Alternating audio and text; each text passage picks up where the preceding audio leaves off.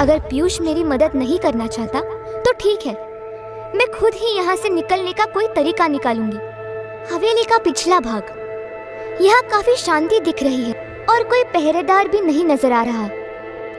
मुझे इसी रास्ते से बाहर निकलना चाहिए। भाग निकलने की सारी तैयारी कर निक्की बस रात होने का इंतजार कर रही थी। सब कुछ पैक कर लिया, बस मेरा मोबाइल नहीं मिला। कैसे अजीब लोग हैं ये, मुझे अपने दोस्तों से भी बात नहीं करने दिया। थैंक गॉड मेरे पास इन लोगों के दिए हुए गहने हैं। इन्हें बेचकर मैं इस अजीब सी जगह से निकल सकती हूँ। मैं सीधे इंदौर एयरपोर्ट चली जाऊंगी और वहाँ से गोवा। भाड़ में जाए सब रस्में। पीयूष को अगर मुझसे मिलना होगा तो वो गोवा में ही आएगा। आक्रोश और जुनून में निक्की ने सब कुछ प्लान कर लिया था। हवेली के पिछले हिस्से में बने उस अंधेरे गलियारे से वो फरार होने वाली थी। कोई आ तो नहीं रहा, यही सही वक्त है। अफरा तफरी में वो अपने प्लान को अंजाम देने लगी। हाँ। झट से वो फिसलकर जमीन तक आ पहुंची। अब मुझे बस गांव से बाहर निकलने का कोई जुगाड़ करना होगा। बाय पीयूष। लेकिन उसे नहीं पता था कि पीयूष इस मामले में उससे 2 कदम आगे था। वो रही छोटी बहू रानी, उन्हें कोई पकड़ो। वो हवेली की बाउंड्री पार करने ही वाली थी कि अचानक कुछ लोग उसके सामने आकर खड़े हो गए। इतनी रात को अकेले कहाँ जा रही हैं छोटी बहू रानी?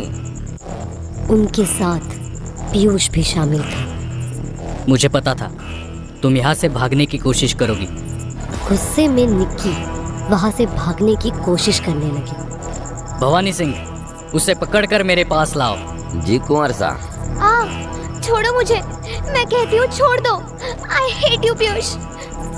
यहाँ से कोई हमारी मर्जी के बगैर नहीं जा सकता। तुम ऐसा क्यों कर रहे हो मेरे साथ? क्यों टॉर्चर कर रहे हो तुम मुझे?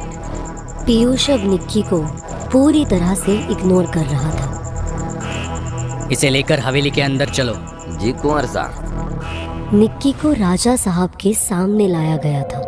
घर के बाकी सदस्य भी वहाँ मौजूद थे। कितनी शर्म की बात है, गहलोत परिवार की बहू यूं चोरी छिपे हवेली से भागने की कोशिश करते हुए पकड़ी गई। इसके बैग में हमारे दिए हुए सारे जेवर भी है। छी छी, आपसे हमें ये उम्मीद नहीं थी निकिता। भला आप ही बताइए, आपको ये सब करने की क्या जरूरत पड़ गई? आप सब लोग मेरी जान के पीछे क्यों पड़े हैं? आखिर मेरा कसूर क्या है कि मैंने आपके बेटे से लव मैरिज की है? ऐसे तो कोई अपने दुश्मन से भी पेश नहीं आता जैसे आप मेरे साथ बर्ताव कर रहे हैं। और तुम पीयूष, मुझे शर्म आती है तुम्हें अपना पति कहते हुए। तुम बस एक कठपुतली हो, अपने परिवार के इशारों पर नाचने वाले एक पुतले। तुमसे प्यार करता हूँ इसका मतलब ये नहीं कि तुम कुछ भी बोलो और मैं सुन लूं। हमारे कुल की मर्यादा को भंग करने चली थी। पीयूष के एकदम से अपने ऊपर हाथ उठाने से निक्की सदमे में थी। उसने कभी नहीं सोचा था कि जिस इंसान से उसने इतना प्यार किया था वो उस पर इतनी क्रूरता कर सकता है। घर वालों में से भी किसी ने कोई आश्चर्य नहीं प्रकट किया। बहू, रस्मों को अधूरा छोड़कर तुम यहाँ से जा रही थी। तुम्हें अंदाजा भी नहीं कितना बड़ा अपशकुन हो जाता। हम सब की जान खतरे में होती। जब एक बार रस्म शुरू हो जाती है तो उसे पूरा करना ही पड़ता है, और आप भी यही करेंगी। रचना, बहू रानी को उसके कमरे में ले जाओ। नहीं, मैं नहीं जाऊंगी, प्लीज। निक्की रोती गिड़गिड़ाती रही, लेकिन उसकी चीखों से किसी का दिल नहीं पिघला। पीयूष, मुझे यहाँ नहीं रहना, प्लीज पीयूष। अपने कमरे में चलिए छोटी बहू। निकिता को ऐसी हालत में देखकर पीयूष का मन बेचैन हो रहा था। पीयूष, उसे थोड़ा वक्त दो, सब कुछ ठीक हो जाएगा। दूसरे रस्म की तैयारी करो। सब कुछ सही वक्त पर नहीं किया तो मालिक गुस्सा हो जाते हैं। तभी उस कमरे में एकदम से अंधेरा छा गया। कमरे के बीचों बीच पीयूष के परदादा परदादी प्रकट हुए थे। सुमित्रा, रस्म में कोई चूक नहीं होनी चाहिए। पिछली बार मालिक के श्राप से हम हमेशा के लिए इस हवेली में कैद हो गए थे। अगर निकिता इन रस्मों को निभाकर मालिक को प्रसन्न करती है तो हमें भी मुक्ति मिल जाएगी। रात भर से निक्की अपने कमरे में बंद थी। मुझे बाहर निकालो प्लीज।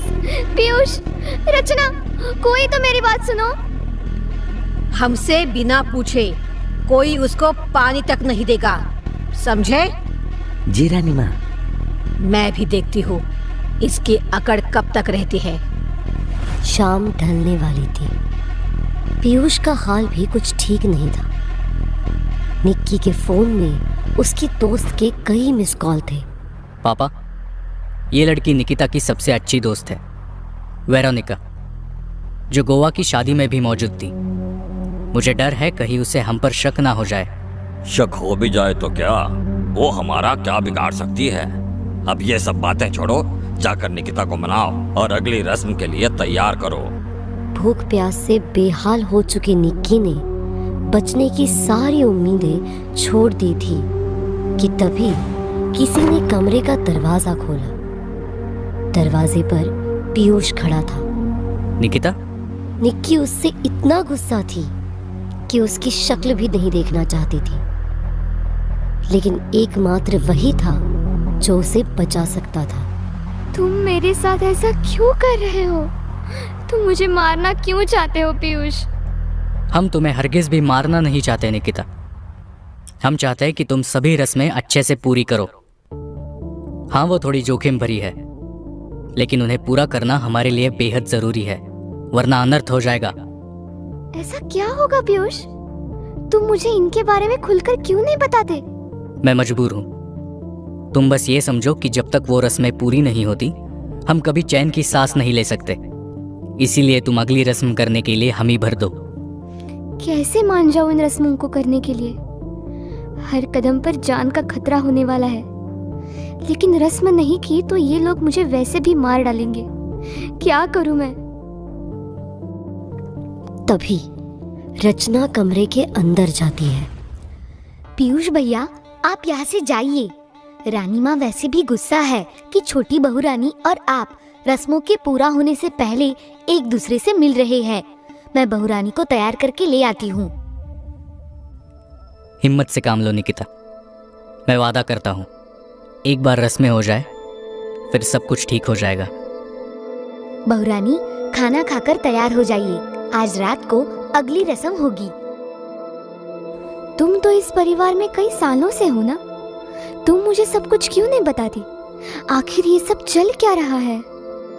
इस बारे में मैं अधिक कुछ नहीं बता सकती, पर एक अफवाह है जो उड़ते हुए मेरे कानों तक पहुंची है। कैसी अफवाह? पुराने महल में कहीं कोई बहुमूल्य खजाना गड़ा है। खजाने की बात सुनकर निक्की की दबी हुई आंखों में एक चमक आ गई। क्या ये बात सच हो सकती है? क्यों नहीं, अक्सर ऐसे महलों में छुपाया हुआ धन होता है। अब आप खाना खाकर तैयार हो जाइए, मुझे कुछ काम है, सो मैं जा रही हूँ। निक्की को कमरे में बंद करके रचना सीधे रानी माँ के कमरे में पहुंची। खाने में मालिक का प्रसाद मिला दिया था ना? जी रानी माँ, वो तो हम पहले दिन से ही मिला रहे हैं, तभी उन्हें कुएं में पानी की जगह खून दिखा था। और खजाने की बात? जी, वो भी हमने उन्हें बता दी है। खजाने की बात सुनकर बहू रानी चौंक गई थी। वो जरूर रस्म करने के लिए मान जाएंगी। धन दौलत किसे नहीं चाहिए होती है। निकिता का लालच उसे रस्में करने को मजबूर करेगा। और रचना, तुम जाकर देखो मालिक को कुछ और तो नहीं चाहिए। लेकिन रानी माँ, मुझे बहुत डर लगता है। सुमित्रा की आंख दिखाने पर रचना चुपचाप वहां से चली जाती है। उसे दिन का सबसे महत्वपूर्ण काम करना था। रचना पुरानी हवेली के एक अंधेरे कमरे में आई थी। कमरे में एक भारी आवाज गूंज रही थी। मालिक, आपके लिए भोग लाई हूँ। रचना ने उस बकरे को वहीं छोड़ दिया और कमरे के बाहर भाग गई। हाँ, आज तो बाल बाल बची। उसने खिड़की का किवाड़ धीरे से खोला और अंदर झांकने की कोशिश करने लगी। अंदर का नजारा देखकर उसकी रूह कांप गई। 2 शैतानी आंखें अंधेरे में से झांक रही थी। शैतान! क्या होगा आगे